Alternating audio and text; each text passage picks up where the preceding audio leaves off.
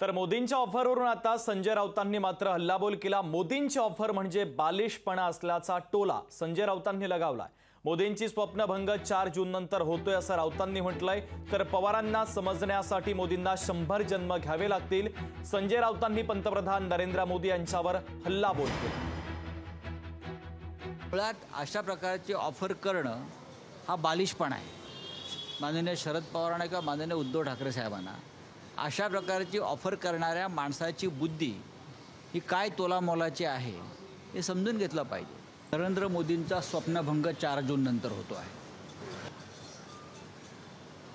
आणि त्यांना कळून चुकलं आहे की आपण परत सत्तेवर येत नाही आहोत। आमची स्वप्न मोदी काय पूर्ण करणार। गेल्या 10 वर्षात देशाच्या स्वप्नांची वाट मोदी यांच्या राज्यकारभारांना लावली। मोदी हा एक लटकता आत्मा आहे, इकडे तिकडे लटकत फिरतो आहे आणि या लटकता आत्म्याबरोबर आमचे या महाराष्ट्राचे पवित्र आत्मे कधी जाणार नाहीत बरं का। मोदी यांना कळत नाही नक्की कुठे लटकत आहेत।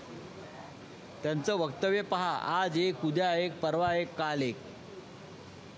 मोदी यांची प्रकृती बरी नसावी असं मला सारखं वाटतंय। मी वारंवार सांगतोय, भारतीय जनता पक्षातल्या त्यांच्या सहकाऱ्यांनी मोदींची प्रकृती तपासून घ्यावी। त्यांना उपचाराची गरज आहे, त्यांना विश्रांतीची गरज आहे। शरद पवार यांना समजून घेण्यासाठी मोदींना 100 जन्म घ्यावे लागतील। शरद पवार यांनी असं कुठेही म्हटलेलं नाही की राष्ट्रवादी काँग्रेस पक्ष किंवा शिवसेनेसारखे पक्ष हे काँग्रेस पक्षात विलीन होतील।